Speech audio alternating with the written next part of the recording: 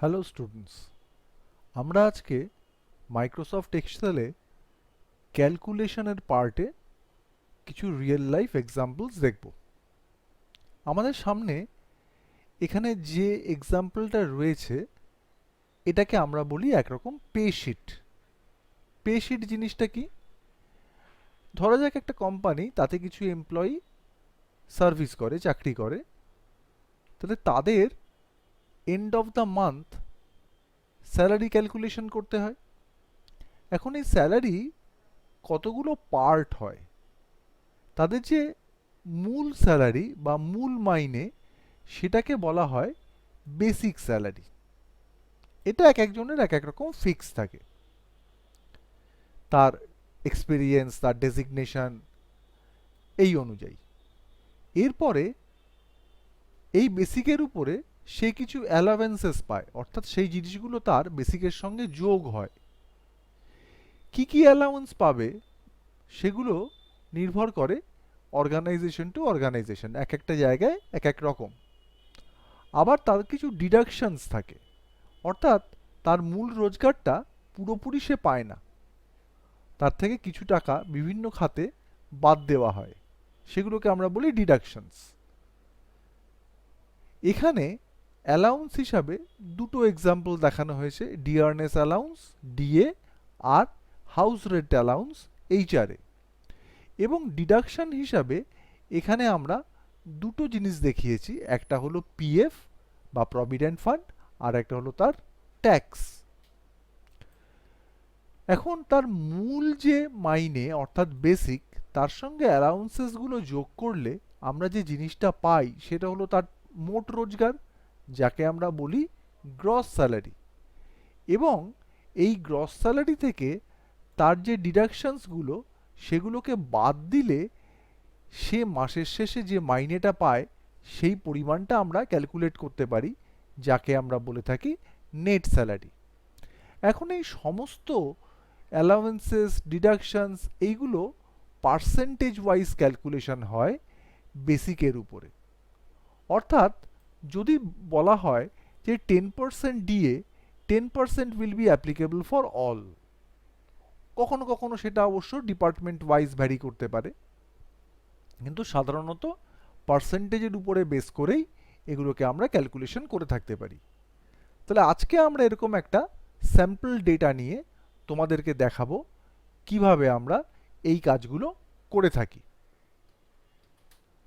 এখানে দেখো একটা পে শিট ক্যালকুলেশনের বেসিক ফর্মুলা দেওয়া আছে। বলা হয়েছে ডিএ আমরা কিভাবে ক্যালকুলেট করব, এইচআরএ কিভাবে করব, পিএফ, ট্যাক্স, নেট, গ্রস এগুলো আমরা কিভাবে করব, সেই সমস্তগুলো। তাহলে যদি আমরা এই জিনিসগুলো করতে চাই তাহলে আমাদের যেতে হবে এক্সেলে, গিয়ে কাজটা করতে হবে। প্রথমটা ধরে নিই। প্রথমে দেখো এখানে কি দেওয়া আছে, ডিএ বলা হয়েছে 32% অফ বেসিক। তাহলে চলো আগে এই ক্যালকুলেশনটুকু দেখি যে 32% আমরা বেসিকের কি করে বার করতে পারি। এক্সেলে ক্যালকুলেশন করার সুবিধে হলো এই, আমরা যদি যে কোনো একজন এমপ্লয়ির সমস্ত ফিল্ডগুলো ক্যালকুলেশন করে ফেলতে পারি, তাহলে সেই সেম ফর্মুলা অ্যাপ্লাই করে, সেই ফর্মুলাটাকে কপি করে আমরা বাকিদের ক্যালকুলেশনটাও করে ফেলতে পারবো। তাহলে আমাদের মূল উদ্দেশ্য যে কোনো একজনের ক্যালকুলেশনটা করে ফেলা। আমরা শুরু করছি প্রথম জনকে নিয়ে, রমেশ, যে সেলস ডিপার্টমেন্টে কাজ করে, যার বেসিক স্যালারি 5,400 টাকা। এর ডিএটা বার করব, সেল পয়েন্টার রাখলাম নির্দিষ্ট সেলে। যে কোনো ক্যালকুলেশন আমাদের শুরু হবে ইকুয়াল টু সাইন দিয়ে। কি বলা হয়েছে? 32% অফ বেসিক। স্ট্রেট ওয়েতে আমরা লিখে দেব 32%। অফ মানে মাল্টিপ্লিকেশন, যার সিম্বল হলো স্টার বা অ্যাস্টেরিক্স, এটা মানে ইনটু, মাল্টিপ্লাইড। কার 32%? বেসিকের। সেই বেসিকটা যে সেলে লেখা আছে তুমি জাস্ট সেই সেলটার উপরে একটা ক্লিক করো, দেখো এখানে তুমি সেলের অ্যাড্রেসটা পেয়ে গেছো। এখন তুমি যদি এন্টার দাও বা ট্যাব প্রেস করো, তাহলে তুমি দেখতে পাবে ওখানে ক্যালকুলেশনটা হয়ে গেছে। ঠিক এই একই পদ্ধতিতে আমরা বাকি ক্যালকুলেশনটাও করব। নেক্সট ক্যালকুলেশন আমরা দেখতে পাচ্ছি কি এইচআরে কি বলা হয়েছে 12.5% of sum of basic and DA, তার মানে 12.5% হবে বেসিক এবং ডি এর যা যোগফল তার উপরে। এবারে এসো এই ক্যালকুলেশনটা দেখি। নির্দিষ্ট সেলে গেছি, ইকুয়াল টু 12.5% অফ মানে আমরা জানি স্টার, একটা ব্র্যাকেট দিয়ে সাম অফ বেসিক অ্যান্ড ডিএ, তাহলে কি করলাম বেসিক নিলাম প্লাস দিয়ে সেই রোয়েরই ডিএটা নিয়ে ফেললাম, ব্র্যাকেট ক্লোজ করলাম, ট্যাব বা এন্টার, ক্যালকুলেশন কমপ্লিট।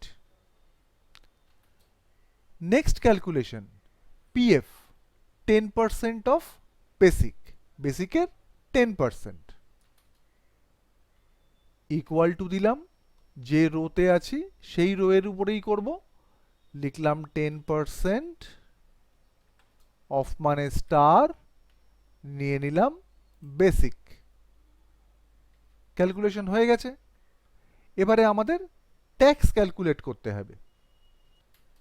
ট্যাক্সের ক্ষেত্রে আমরা দেখতে পাচ্ছি 8% হবে, কিন্তু সেটা হবে বেসিক ডিএ এবং এইচআর এর যোগফলের উপরে, 8% of sum of basic DA and HRA. তাহলে আমরা কাজটা কিভাবে করব, ইকুয়াল টু দিলাম 8% কথাটা দিলাম, অফ মানে স্টার, যখনই একাধিক জিনিস আছে আমরা ব্র্যাকেট দিয়ে basic plus DA plus HRA নিয়ে ফেলেছি, ব্র্যাকেট ক্লোজ করলাম, এন্টার বা ট্যাব, আমাদের কাজ শেষ, ট্যাক্স আমরা পেয়ে গেছি। চলো এবার গ্রসটা দেখি কি বলছে। গ্রস বলা হয়েছে sum of basic DA and HRA, অর্থাৎ এই তিনটে জিনিসের যোগফল। ইকুয়াল টু দাও, বেসিক নিলে প্লাস চিহ্ন, ডিএ নিলে প্লাস চিহ্ন, এইচআরএ, গ্রস কমপ্লিট। চলো এবার ফাইনাল দেখে নি নেট কি বলছে। নেট বলছে deduct the some of PF and tax from gross, deduct করা মানে বাদ দেওয়া, কাকে বাদ দেব, পিএফ এবং ট্যাক্সের যোগফলকে, সাম অফ পিএফ অ্যান্ড ট্যাক্স, কার থেকে বাদ দেব, গ্রসের থেকে। তাহলে চলো দেখি কাজটা কিভাবে হবে। ক্যালকুলেশন শুরু করছি আমরা ইকুয়াল টু দিয়ে, কার থেকে বাদ দেব, গ্রসের থেকে, যে রোতে আছি তার গ্রস নিলাম, ডিডাক্ট মানে মাইনাস বললাম, কার কি মাইনাস করব, সাম অফ পিএফ প্লাস ট্যাক্স, সুতরাং সেই সামেশনটাকে আমরা ব্র্যাকেটে রাখছি, ব্র্যাকেট দিয়ে বললাম পিএফ প্লাস ট্যাক্স, ব্র্যাকেট শেষ, এন্টার, তোমার প্রথম জনের পুরো ক্যালকুলেশনটা হয়ে গেছে। এইবারে আমরা যে কোনো একটা জায়গায় গেলাম, ক্যালকুলেশন যেখানে হয়েছে, ফিল হ্যান্ডেলটাকে ধরে যদি আমরা নিচের দিকে ড্র্যাগ করে দিই, তাহলে দেখব বাকি ক্যালকুলেশনগুলোও আমার অটোমেটিক্যালি হয়ে যাচ্ছে। আমরা ফিল হ্যান্ডেল ধরে এরকম ড্র্যাগ না করে ফিল হ্যান্ডেল নিয়ে গিয়ে ডাবল ক্লিক করলেও কিন্তু আমরা একই রেজাল্ট পাবো।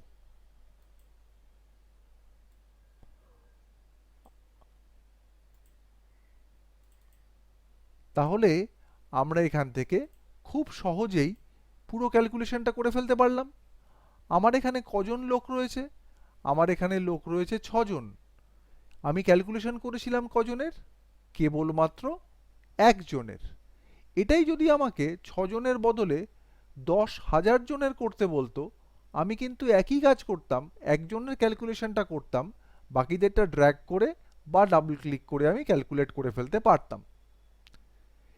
এই যে নিউমেরিক ফিগারগুলো, এগুলো সব তো টাকা পয়সার হিসেব। সাধারণত কারেন্সি ভ্যালু বা টাকা পয়সা আমরা কিভাবে লিখি? পয়েন্টের পরে দুটো ডিজিট দিয়ে। যদি এগুলোকে সব 2 ডেসিমাল প্লেসে আমাকে দেখাতে বলে, তাহলে আমরা কি করে সেটা করব সেটাও একবার দেখে নিই। সমস্ত নিউমেরিক ভ্যালুগুলোকে সিলেক্ট করলে হোম ট্যাবের মধ্যে দেখো নাম্বার বলে একটা গ্রুপ আছে, সেখানে দুটো option, increase decimal, decrease decimal. Increase মানে বৃদ্ধি পাওয়া, ডিক্রিজ মানে হ্রাস পাওয়া বা কমে যাওয়া।